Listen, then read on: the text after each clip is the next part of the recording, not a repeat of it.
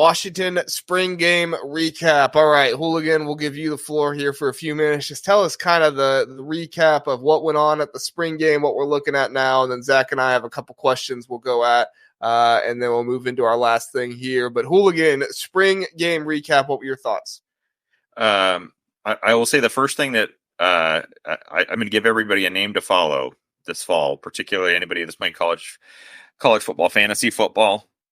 Keep an eye on a guy named Denzel Boston.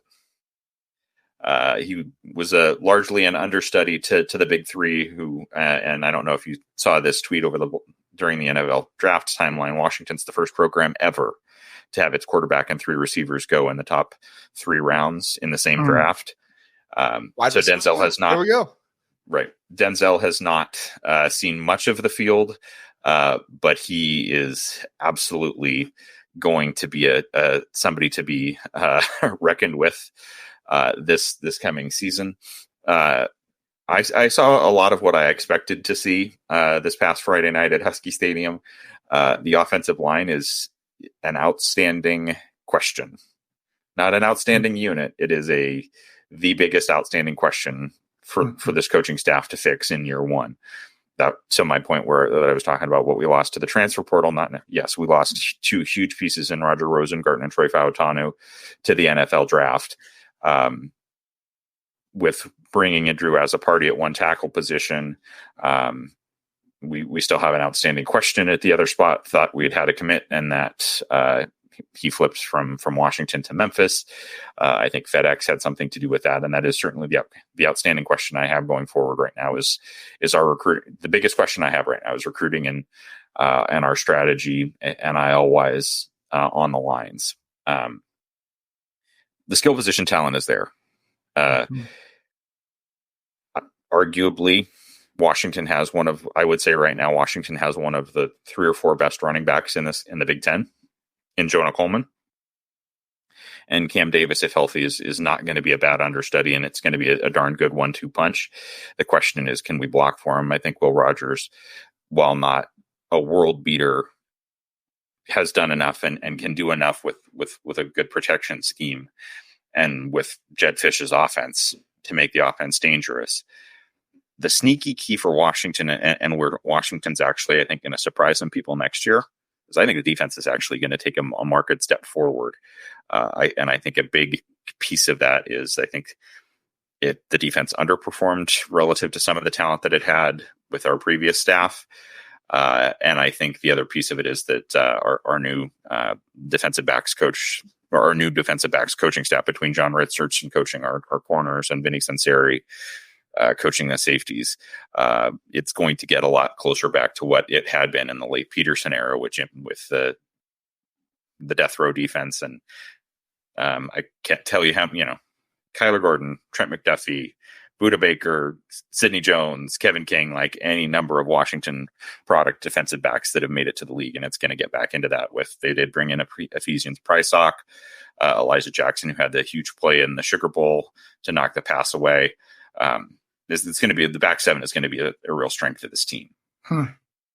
That's really encouraging to hear about the defense of Washington. I know that was something for me going into it. I was thinking, what's Jedd Fisch going to do with this defense here? And Bill Belichick's son coming in, being the defensive coordinator. I think that's going to be a fun story. Is Bill Belichick around the program? Did I hear that? He has been. He spent 5 days around the program a few weeks ago. Pete Carroll has been around the program a couple of different times. Gosh. This is a top 25 team. What are we talking about here? We got Pete Carroll, Bill Belichick around the program. Come on, guys. And Pete Carroll is the offensive line coach, and then that is honestly and this is no disrespect to Coach Carroll, the younger. It's probably the biggest question that I have in terms of I've got to kind of see it to believe it, and I've seen. Don't get me wrong. He put together some really good units at the University of Arizona. The question I have is he's replacing somebody that was a very strong recruiter and coached a team to the Joe Moore Award this last season. So it's not a slight on Coach Carroll that since he doesn't have one on his trophy shelf, to say, you've got to prove to me that you're close to the guy that preceded you. On you're replacing what? All five guys on the offensive line? I mean, anytime you replace all five guys on the offensive line, there has to be question marks there. Yeah. Unless you get like 4 transfers who all played together at a different school. Like yes, and in my mind, yeah. And again, I think it keeping, even if we'd kept a couple of the guards, even with losing Parker Brailsford to Alabama, would have steadied the turbulence a little bit. And it is a big question. It's the difference if they can cobble together a functional or above average offensive line. I think Washington's going to be very dangerous because there's not just Denzel Boston at receiver. There's very well regarded from a high school recruiting prospects that are now coming up. Rashid Williams, Keith Reynolds Keith Reynolds was a little bit of an under the radar player, but is going to be pretty electric in the slot.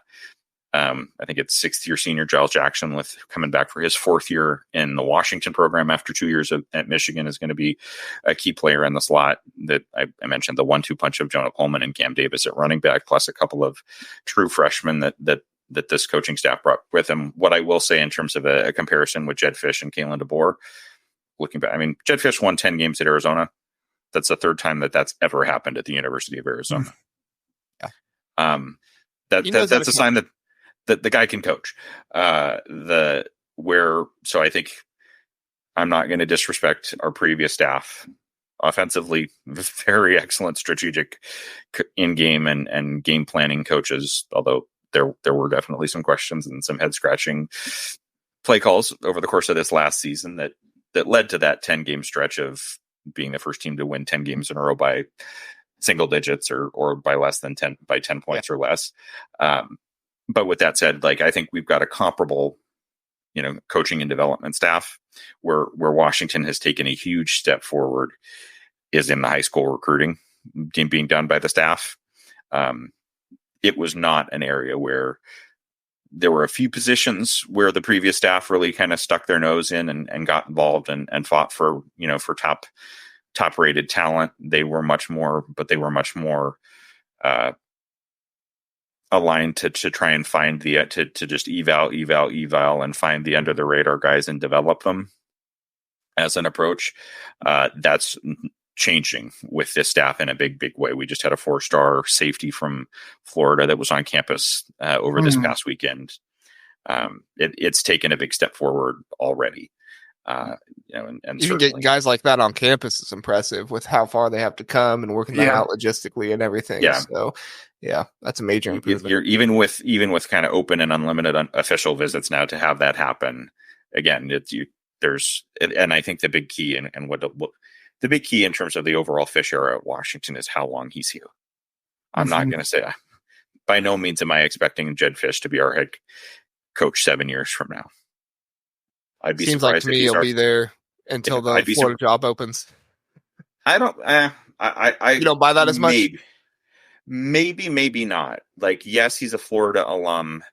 I think he might have been a grad assistant, but I don't know that he was much involved with the like. He went to law school. Like, he famously, I think, shook one of OJ's lawyer's hands when he was a law student at Florida. He's had it. It's not like he played at Florida, and I think, yes, he has some allegiance, but it's also, if you're Florida, let's look at the decisions that they've made recently. That might be Florida's best decision if Billy Napier is no longer their coach after this next season. But there were other coaches that were, and Jedd Fisch probably would have been a very good candidate when they hired Napier in the first place, and they went a different direction. Are they going to have an appetite for it? What will be at that point a $10 or $12 million buyout plus whatever Billy Napier's buyout plus $8 or $9 million in salary. True. So true. Yeah. I expect.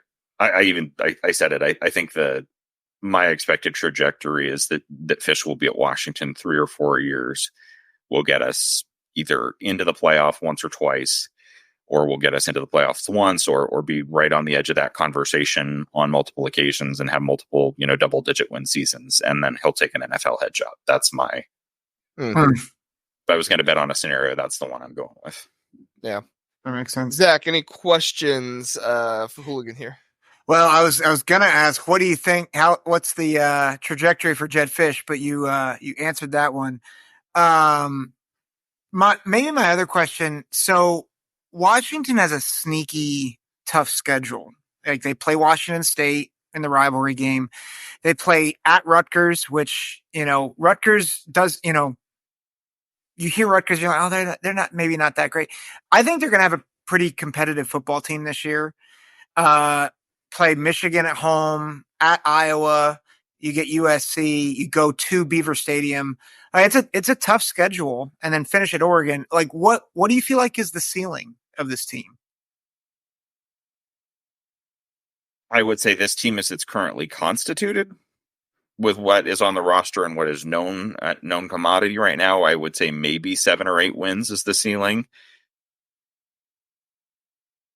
I've said for most of the spring, and ultimately, and the biggest question mark I have in terms of offensive is like I said, it's the offensive line, and I think it's a question of whether it's Coach Carroll, it's a question of whether it's Motley Futures, it's our NIL organization.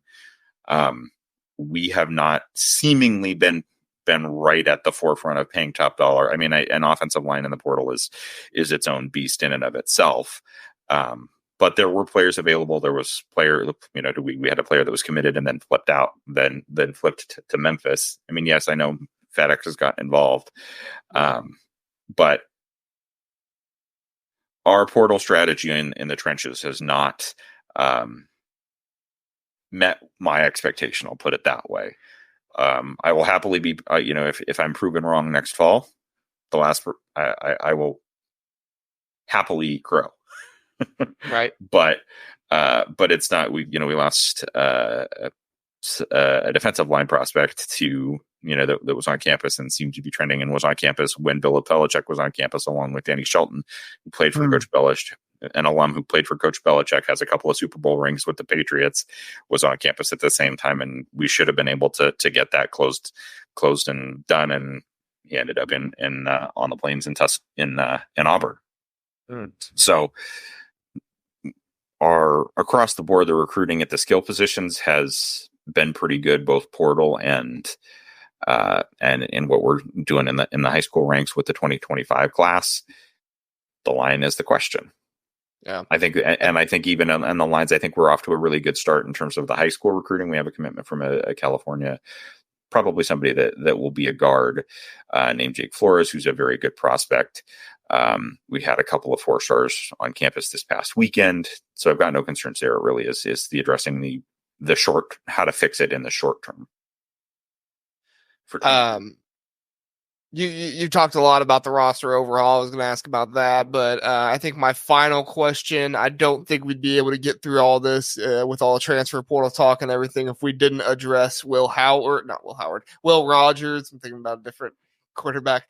Will Rogers coming in. He obviously came in to play for Kalen DeBoer and Ryan Grubb. When that all situation happened, he enters back into the transfer portal and then he comes back to Washington. I got the sense that was more Jedd Fisch kind of recruiting him back. Other people felt like, well, he didn't have anywhere to go. Listen, there's always somebody looking for a starting quarterback for that many years at their place, especially a guy like Will Rogers, who has thrown the ball as much as he has. He is entering into a bit of a different offense here. He's not going to be able to be kind of the decision-making, just kind of short passes guy. Not that he didn't ever throw the ball downfield in Mississippi State, but a lot of their completions were just complete the ball and put it in your playmaker's hands. Obviously, things are going to be a little bit different at Washington for him. So what are your thoughts with Will Rogers so far, and how do you look in the spring game? I think he struggled. He struggled a little bit to start, and then found a really nice rhythm, and when was really starting to hook up, find that connection with Denzel Boston, who's been basically the story of the spring. I also would be remiss if not mentioning Jeremiah Hunter, who brought in as a transfer from Cal, who has over 2,000 yards, and Cal's not exactly known as an offensive hotbed, so he's got some talent, more of a that 50-50 ball winner, not necessarily a breakaway speed threat in Jeremiah. He looked pretty good. I would say that you might be surprised. There probably will be a fair, with the offensive line question, you may see a bit of that short passing game quite a bit. And I do think the team is going to ultimately, like, his system is very much a run the ball and play action, and I think that will be it's going to be the key test. And if we can open it, if with the 1-2 punch of Coleman and Davis, if we can open enough and make teams honor the run, it's going to open up a lot more in the passing game, or that short passing game. He's not going to be Michael Penix. Line is the key then.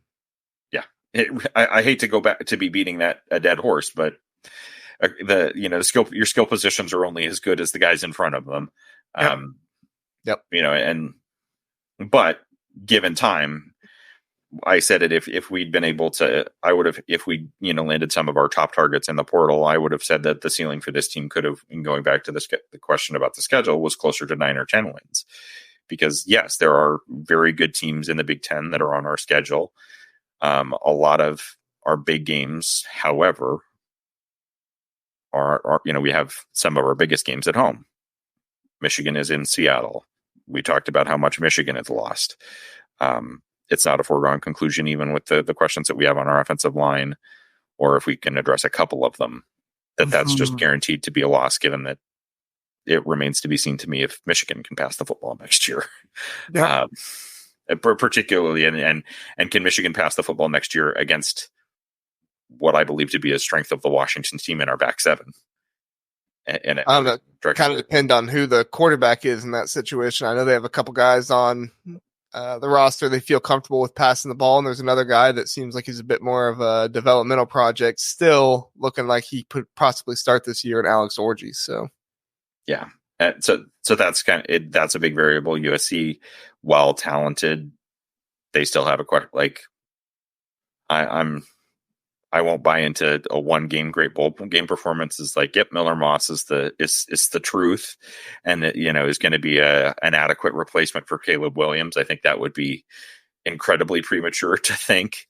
And again, yes, traveling to Penn State is going to be a very difficult game. That's not a game I expect Washington to necessarily win going into it. Iowa, again, is one of those teams where it's like, could I see us losing to Iowa? Absolutely. Could I see us going into Iowa and coming out with a win because of, I know Ferentz is gone in terms of their offensive coordinator, Ferentz. But until Iowa proves that they can actually score points, that's going to be a game that's competitive for a while.